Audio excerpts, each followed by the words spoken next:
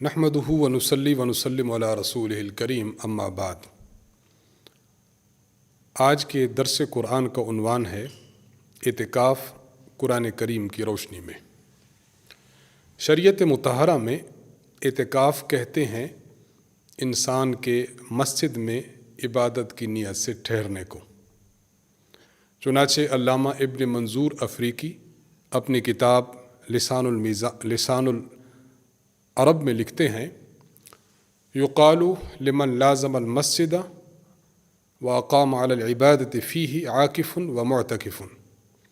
آپ فرماتے ہیں کہ وہ شخص جو مسجد میں عبادت کی نیت سے رہتا ہے اور مسجد کا ہو کے رہتا ہے اسے معتکف اور اعتکاف کرنے والا کہتے ہیں۔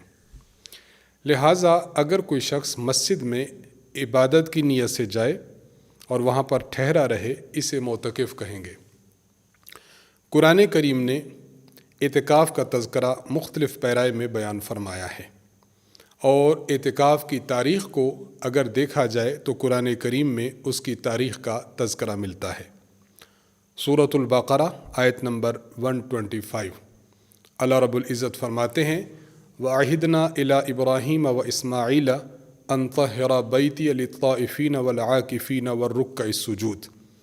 اللہ تعالیٰ فرماتے ہیں کہ ہم نے حضرت ابراہیم علیہ السلام اور حضرت اسماعیل علیہ السلام کو یہ حکم دیا کہ آپ میرے گھر کو صاف کیجئے چند اشخاص کے لیے۔ نمبر 1، طائفین، جو لوگ میرے گھر کا طواف کرنے آئیں، بیت اللہ کے گرد چکر لگانے آئیں، ان کے لیے گھر صاف کیجئے۔ نمبر 2، والعاکفین، جو لوگ میرے گھر میں آئیں اور میرے گھر میں عبادت کی نیت سے ٹھہرنے کو آئیں یعنی اعتکاف کرنے آئیں، ان کے لیے میرے گھر کو صاف کریں۔ نمبر 3 اور نمبر 4، والرکع السجود، اور ان لوگوں کے لیے جو یہاں آ کر نماز پڑھیں، رکوع کریں، سجدہ کریں، میری بندگی کریں۔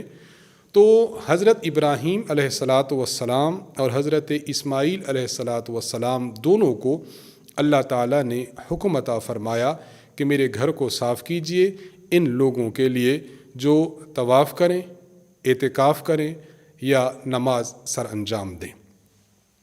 صحیح بخاری حدیث نمبر 3368، ایک طویل حدیث ہے حضرت ابراہیم علیہ السلام کے متعلق۔ ابراہیم علیہ السلام معمول مقرر تھا، آپ اس معمول کے مطابق اپنی بیوی حضرت ہاجرہ اور اپنے بیٹے حضرت اسماعیل کو ملنے کے لیے بیت اللہ یعنی مکہ مکرمہ تشریف لاتے۔ ایک بار آپ تشریف لائے تو دیکھا کہ آپ کا ہونہار بیٹا تیر بنا رہا ہے اور ایک درخت کے نیچے بیٹھا ہے۔ آپ کو دیکھ کر وہ کھڑا ہوا اور حق والد ادب بجا لایا، تو آپ نے ان سے فرمایا کہ اللہ تعالیٰ نے مجھے ایک حکم دیا ہے اگر آپ میری معاملت کریں۔ حضرت ابراہیم علیہ السلام کے کہنے پر حضرت اسماعیل علیہ السلام عرض کرنے لگے، جی ابو جان میں دل و جان سے حاضر ہوں، آپ حکم فرمائیے۔ تو حضرت ابراہیم علیہ السلام نے حضرت اسماعیل علیہ السلام کو فرمایا کہ اللہ تعالیٰ نے مجھے حکم فرمایا ہے کہ یہ جو سامنے ٹیلا ہے، اشارہ کیا آپ نے ایک ٹیلا کی جانب، کہ یہاں پر میں اللہ کا گھر بناؤں۔ چنانچہ اللہ تعالیٰ نے ابراہیم علیہ السلام کو بیت اللہ کی بنیادوں کی اطلاع دے دی۔ ابراہیم علیہ السلام نے بنیادیں کھودیں تو بنیادیں نکل آئیں۔ حضرت اسماعیل علیہ السلام آپ کے معاون ہوئے، مستری کا کام ابراہیم علیہ السلام کرتے رہے اور پتھر لانے کا کام حضرت اسماعیل علیہ السلام کرتے رہے۔ گویا حضرت اسماعیل اور حضرت ابراہیم علیہ السلام ان دونوں نے کعبۃ اللہ کو تعمیر فرمایا، تو تعمیر کے اہم ترین مقاصد میں سے ایک مقصد بیت اللہ میں اعتکاف کرنا بھی ہے۔ اس سے یہ بات بخوبی ثابت ہوتی ہے کہ جس طرح طواف کرنے والوں کی خدمت کرنا اور ان کے لیے مطاف کو صاف رکھنا، اسی طرح نماز پڑھنے والوں کے لیے مسجد کو تیار کرنا، یہ بہت بڑی خدمت اور بہت عظیم جذبہ ہے۔ بالکل اسی طرح اعتکاف کرنے والے لوگوں کے لیے مسجد کو بارونق بنانا، مسجد کی پاکیزگی، مسجد کی صفائی ستھرائی کا خیال رکھنا، یہ بھی بہت بڑی عظیم عبادت ہے جو اللہ تعالیٰ نے دو انبیاء علیہمُ الصلاۃ کے ذریعے سے امت کو سمجھائی ہے کہ جو لوگ مسجد میں بیٹھیں اعتکاف کی غرض سے تو ان کی خدمت کرنا یہ معمولی بات نہیں ہے، بہت عظیم الشان بات ہے۔ اعتکاف کی احناف کے ہاں 3 قسمیں ہیں۔ نمبر 1 اعتکاف واجب، نمبر 2 اعتکاف مسنون، نمبر 3 اعتکاف نفل۔ اعتکاف واجب یہ ہے کہ کوئی شخص یہ کہتا ہے، مثلا نظر مانتا ہے کہ اگر میرا فلاں کام ہو گیا تو میں اتنے دنوں کا اعتکاف مسجد میں بیٹھوں گا، یہ اعتکاف واجب ہے۔ یا اس کے علاوہ کوئی نظر نہ مانی، ویسے کہا کہ میں اللہ کی رضا کے لیے اتنے دنوں کا اعتکاف کروں گا، اتنے دنوں کا اعتکاف میرے ذمہ ہے، تو اس سے اس بندے پر لازم ہو جاتا ہے کہ اتنے دنوں کا اعتکاف مسجد میں کرے۔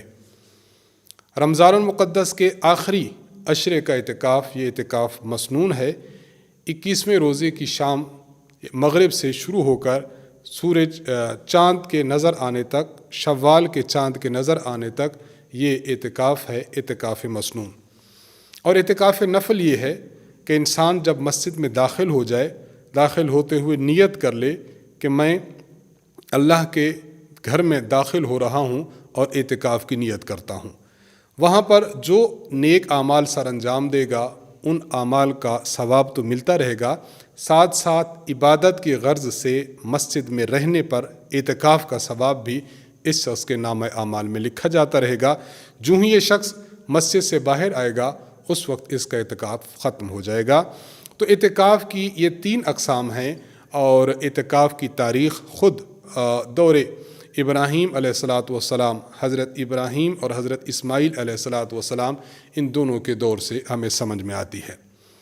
اعتکاف میں انسان اللہ تعالیٰ کی رضا، خدا کی خوشنودی کو حاصل کرنے کے لیے مسجد میں جا کر گویا ایک بندے نے اپنا پڑاؤ مسجد میں ڈال دیا کہ اے اللہ، اب میں آپ کی خدمت میں حاضر ہوں، آپ کے در پر پڑا ہوا ہوں، آپ ہی میری بخشش فرمائیے، مغفرت فرمائیے، میرے گناہوں کو معاف فرمائیے۔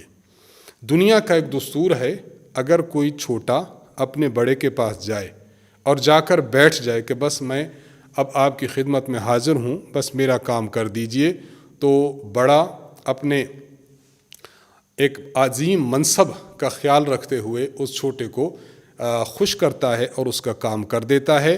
اللہ تبارک و تعالیٰ پوری کی پوری کائنات کے خالق اور مالک ہیں۔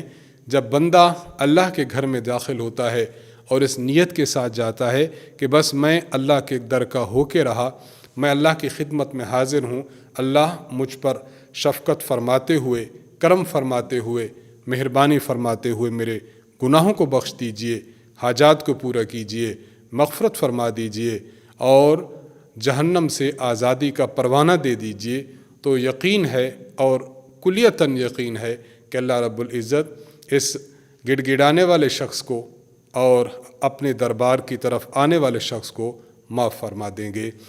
تو اعتکاف کا مقصود یہی ہے کہ انسان اللہ تعالیٰ کے دربار میں جائے، اللہ تعالیٰ کے گھر میں بیٹھے اور اپنے گناہوں کی مغفرت کا طلبگار ہو جائے اور گناہوں کی معافی خدا تعالیٰ سے مانگے۔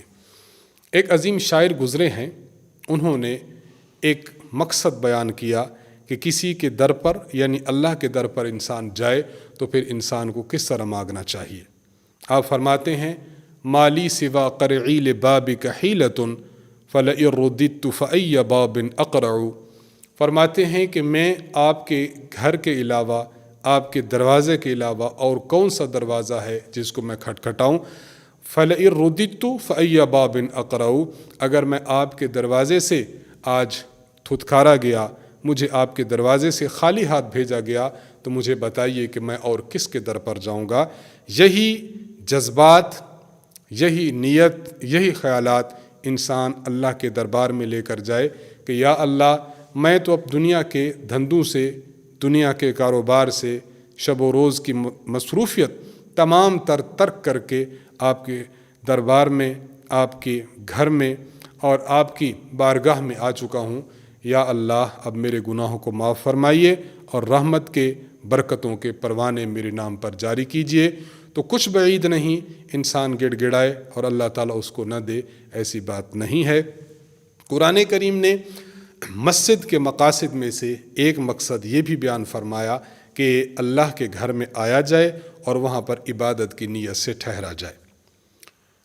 سورۃ البقرہ آیت نمبر 187، اس آیت اور اس آیت سے پیچھے اللہ تبارک و تعالیٰ نے تذکرہ فرمایا ابتدائے اسلام میں ایک ایسی بات، دو باتیں ایسی ہوا کرتی تھیں، احادیث مبارک میں صحیح بخاری کی حدیث ہے، مثلا غروب آفتاب پر روزہ افطار ہوتا تھا، افطاری کے بعد کھانا پینا اور بیوی سے قربت یہ جائز ہوتی تھی۔